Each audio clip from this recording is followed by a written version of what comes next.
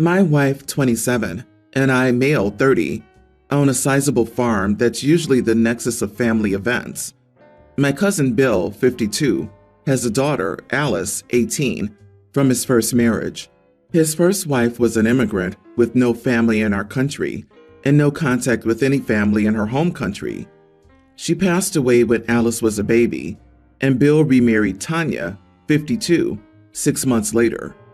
They have since had 3 kids, male teen, male tween, female pre-tween. Alice is a brat because everything in their house revolves around either the boys, their 2 oldest together, or their princess, their daughter together, and Alice is left behind. She doesn't get to go on family trips. They wouldn't pay for extracurricular stuff. She couldn't take elective classes with extra fees, etc. I'm not a smart man, but I can recognize a kid hurting inside and being neglected. She's been coming to work on my farm for the last 4 summers because her parents don't want her around over summer break. She turned 18 recently, and leading up to her birthday, her dad was very adamant that she was being kicked out of the house when she turned 18 because, quote, it'll teach her responsibility. We, wife Alice and I, discussed it, and early on her birthday, we pulled up with my truck and packed her stuff up. We only packed things she purchased herself or those given to her by another person. We got Alice on my medical benefits until she finishes university. She starts in a few weeks, so she's able to go to therapy and she'll be able to get back into sports while still saving her money. This is where it all comes apart. Bill and Tanya are angry that we took her in and refuse to attend family events. Part of the family also refuses to attend because I'm undermining Bill and Tanya. I'll understand when I have kids. After they refused to attend events, a few others said that with gas being so expensive and not everyone attending, they'd skip as well. My answer of, okie dokie, come if you want, and don't if you don't, further upset people who thought I should have tried harder to get people to come. So now we're down to about 1/4 of the family in attendance for events. Taking Alice in resulted in a significant portion of our family siding with Bill and Tanya and refusing to come to family events. We have 1 or 2 big gatherings per year, and all the major holidays, Easter, Thanksgiving, Christmas, etc. So the older members of my family are upset that they're not going to see the grandkids, great-grandkids, and family members that live far away as much. My aunt suggested that we have Alice over the weekends and that she stays in a dorm during the week to smooth things over. I think that's dumb, but I'm dumb and stubborn. My wife thinks it's dumb, and she's astute, but also very much attached to the situation. Alice said she'd rather stay with us, but would try the dorms to help make peace. Update number 1. Am I the idiot for taking in my problem cousin and canceling family events? I ripped the Band-Aid off with the old fam jam and told them that fewer mouths to feed isn't the punishment they thought it was. Anyone else who was coming is still welcome, and I'd have the extra cash from not feeding so many people to help the folks concerned about gas prices make it out if they so choose. I'm in like 4 different family group chats, and they're all lighting up. My family likes to gossip, and they're quite efficient at it. If your truck breaks down with only you in it, 5 miles from home, word is reached every aunt and cousin before you're in your door. When I put the word out, it traveled fast. This morning I've been called all the names in the book, and some new ones, so a revised and updated edition of said book may be coming out. I've been told I'm a good guy, a bad guy, I'm stupid, I'm smart, I'm short-sighted, I'm thinking ahead. It's been neat. Long story short, I've got about a dozen relatives telling me thanks, and they'll buy me a pint next time they're out, and about triple that who never want to speak to me again. So those are both significant victories. Now, nobody here really cares about me. We're all about Team Alice here. She's going to be staying here with us until she's ready to start the next chapter of her life, whatever and whenever that might be. She's got classes picked out and is looking into the women's rec league for a hockey team when the season starts. so she's all set on that front. Regarding feeding everyone and paying for gas, without going into details, I was very fortunate as a young man to be working very, very hard at a job I was woefully underqualified for, while a very wealthy person was on site. Basically, the right place, the right time, and the chief took me in and mentored me. The chief has shared a lot of wisdom with me.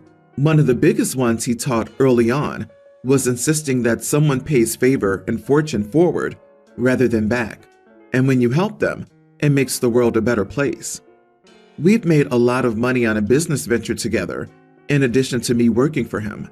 And since then, I haven't exactly had a ton of money, but enough that I was able to buy the property I live on outright and build my home here with my wife, who also makes good money. Family's important to both of us, and neither of our sides of the family tree has much for money, so we've done our best to make sure money isn't a barrier to getting together and seeing one another. Now the big news. Tanya drove down to my house this morning. Bill and I had some very loud, very angry words when he drove down last night after I chose the nuclear option in the family group chats. So she actually waved a white flag from her car when she pulled up. I shooed the dogs and alpaca away and went out to talk to her, brought her out a muffin, and we chatted. Allegedly, Bill threatened to kick Alice out to scare her straight, and that they weren't actually going to kick her out, and they were caught off guard when we showed up on the morning of her birthday. I told her that she was missing the point, and that I'm not sure I could use small enough words or short enough sentences to explain to her if she thought that was the only problem. She cried, then peeled out of the driveway, and it's been radio silent since, which I'm currently enjoying. Thanks everyone for the support. Update number 2. Am I the idiot for taking in my problem cousin and canceling family events? So, about a year ago, Alice moved in with my wife and me on her 18th birthday after being told she needed to move out on said birthday from her parents' house by said parents. I'm here with an update at her suggestion. The good. A year later, she's a year into an engineering degree. She's been playing lots of hockey, raised a couple of steers all on her own, and at her therapist's recommendation, she's down to monthly sessions after a brief stop at bi-weekly after starting with weekly. She's the same sweet kid, but without the extra unneeded stress of being treated like an outsider alongside her younger siblings. The bad. Her dad showed up about a month after my original post, and there was a confrontation of sorts that ended with a peace bond being issued with restrictions on how Bill and Tanya could contact Alice, myself, my missus, or a couple of other family members that got involved. After the 6 months required by the peace bond, Tanya started getting back up to her old tricks, but Bill has smartened up a bit. The peace bond meant she had limited contact with her siblings, which has been tough. The oldest boy, Teen, started out pretty hostile, but some of the other cousins filled him in on what was going on. I got blamed for his sudden shift in attitude because we've established that I'm just the worst with everything. The silly. The gossipy family mellowed out when they realized that the literal gravy train wouldn't stop at the station for them. Thanksgiving last year was 26 people compared to the 60 plus that came the last year that I threw it before global restrictions. Easter this year was back up to an even 40, so we'll probably plateau a little short of the old numbers. As for a resolution to the problem, Bill has been texting Alice every couple of days to check in. They've gone for coffee a few times after the peace bond expired. I'd go to his funeral but not to his birthday party, were Alice's words when I asked her about where they're at. I hope time can heal that wound, but she's been good at setting boundaries. To quote one of the greatest warrior poets of our time, John Cougar Mellencamp, life goes on. I go to his funeral but not his birthday party? Please tell Alice that I'm stealing this. Pure gold. She sounds like one very bright cookie. Thank all the powers that be for you and your wife. Too many unhappy people in the world. Early days, but it sounds like you've helped save one of them. Go Alice, and every blessing. What a wonderful family you are. These are the stories that restore my faith in humanity. You and your wife are seriously good people and should not have had to endure criticism from the extended family. Bill and Tanya just didn't want their mistreatment of Alice to be exposed by her behaving after being treated like an actual human being. Alice is going to triumph over this because of you. Evil stepmother, idiot dad. Thank the gods you were there for this kid. I'm glad she's doing so well. My wife was pregnant with our first child. We weren't telling anyone yet because it was early. My mom was over at our house and noticed some obvious clues of pregnancy. She asked about it, and we were honest. We also asked her to please respect our wishes and not tell people because it was early in the pregnancy and we wanted time to absorb it. The pregnancy was unplanned, but welcome. My mom lasted 2 weeks before she started posting about becoming a grandmother. We hadn't told her yet that we lost the baby. I felt dead inside when I saw her post, so I commented, "Rachel had a loss a week ago." I guess it took about an hour for my mom to see the comment and delete her post. We've been getting condolences, which we don't want, and my mom's been getting crapped on by friends and family for being so insensitive. She's mad at me for not telling her that we had lost her grandchild. I think I was an idiot because I replied that I don't want her blabbing my family's personal life again. She's crying and my dad is saying that I have every right to be upset, but that I could have been nicer. I'm just so angry right now, and I don't know how to feel. Am I the idiot? We had lost her grandchild? What? Your mom has issues. She's made the entire loss about her. So sorry for what you and your wife are going through. Your mom didn't respect your wishes and posted your news on social media. There's nothing wrong with your response to her. She's butthurt that friends and family have, rightly, been calling her out on her behavior. You're grieving, and your mom's thoughtlessness and betrayal of confidence put her in the situation she's in. Take time out for you and your wife to care for each other. Yeah, your mom deserves every comment she's getting about being insensitive. She has no right to be mad at you. She ought to be groveling for your forgiveness. I think Dad meant, clearly, your pregnancy was all about your mother, and your loss is also about her, which is very upsetting to her. And now I have to deal with her, and you've made it my problem. I'd be ready to block both of them for the foreseeable future. She violates your privacy, and she's mad? Out of them. So, as a result, I do use soy sauce and sometimes some MSG. However, when I got together with my boyfriend, he mentioned how he's very allergic to soy, so I had to be extra careful about what I make. He also mentioned how his parents dismissed his allergy, and we had a long discussion about his allergies. I take allergies seriously due to an accident with a family member a few years ago, so when we moved in together, I purchased an entirely new cooking set to ensure there was no cross-contamination. Last week, we went to see his family as they invited us over to their place. I've met them before, and we had lunch together at a local restaurant. However, we have yet to visit them due to how far they live. During the visit, Jack went to pick up his brother from a gig. Our car's a two-seater, so I was there with his mother, Annie, while she was making a barbecue. At some point, I saw her adding a lot of soy sauce to the marinade for all the meat and said she couldn't do that as Jack is allergic to soy sauce, meaning he won't be able to eat it. Annie said not to worry and that Jack loved this marinade and she had already made the first batch. I reminded her again that Jack could not eat it and it wasn't safe for him. In short, we ended up arguing until Jack returned. When Jack returned, he was confused about why I'm arguing with his mother and ate one of the glazed wings in the marinade.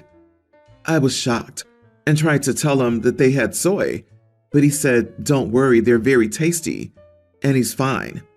I've asked about the allergies, and he said he didn't have any, and he just doesn't always like it in his food, as sometimes food tastes very salty with it. Now his entire family calls me a controlling idiot and demands a proper apology to Annie for insulting her cooking. I have apologized and said that this happened due to what Jack said, but they're not having any of it. I hate people who lie and say they're allergic when they really just don't like something. It makes it so difficult for people with real allergies to be taken seriously. You're not the idiot, but I would dump this guy. Just say you don't like soy sauce too much, man. But then saying his family doesn't take his allergies seriously? That's manipulative and borderline sociopathic. Yeah, he didn't just lie about his allergies. He does it in front of his family to try to make her look bad. That's disrespectful, hateful, and literal gaslighting. He doesn't respect you at all, OP, and he's shown that very clearly here. I'm sorry he put you through this, and it's best to cut your losses and dump him. Worse than that, he tricked her into cooking Asian food without soy. What your boyfriend has done to you is terrible. It cost you significant stress, plus a whole new cooking set. He fully lied to you, manipulated you, and for what? To have your meals seasoned according to his preferences? How controlling does a person have to be to do that to a life partner? The discussion should not be what you said to his mother. It should be whether you stay in this relationship. I'm currently on a weekend away with my husband's extended family. He and I are technically working from home over this week, so we took our laptops to the big house the family's renting. I also brought my baby's playpen because he's very active, and I knew there'd be times when one or both of us wouldn't be able to run after him. So anyway, I was watching him yesterday evening, Saturday, in the playpen, while I was responding to some emails that were urgent. My husband's cousin-in-law, Amy, walked past me with their young toddler and saw the playpen setup that I had. I admit she looked kinda tired, but I wasn't really noticing anything outside my kid and my laptop. She asked if I could play with her baby in the pen for a couple of hours so she could nap. I said no because I need to finish work, and then I was putting my kid down for his nap, and then my husband and I would cook dinner. It was our turn. I admit I did say, "Baby E has a dad, doesn't he? I saw him playing football earlier. Why doesn't he take over so you can nap?" Amy left, and I carried on the stuff I had to do. I noticed that she, her husband, and her mother-in-law didn't come to eat at the same time as everyone else. After dinner, my mother-in-law took my husband and me aside and said, I made issues between their family because Amy was mad at her husband, and Amy's mother-in-law thought I was interfering and should have just helped her out. Mother-in-law thinks I was an idiot because I could technically have watched over a kid that could only crawl when I was watching one who loves to run and climb. But my husband and I don't think it was my responsibility in this instance. Not the idiot. Sounds like Amy's a single parent, and someone finally pointed it out to her. Someone needed to remind her she had a baby daddy. Amy's problem with her husband has nothing to do with you, your husband, or your child. The mother-in-law can watch her kid if it's that urgent. You were occupied. It's funny how there's always someone in these stories to criticize people for not stepping up without offering themselves. Mothers-in-law could have watched if it was such a big deal, or the child's dad could have been a parent for the first time ever. Weird that mommy's mad at you for putting the idea in daughter-in-law's head that her darling son should help. Mommy is why Amy's husband ended up the way he did. However, I was pleasantly surprised by Amy. I thought she would be mad at you. Instead, your reasonable question about why her husband doesn't help her out with watching their kid helped open her eyes. You can't be blamed for that. It was a legitimate question that could lead to long-term improvement in his parenting.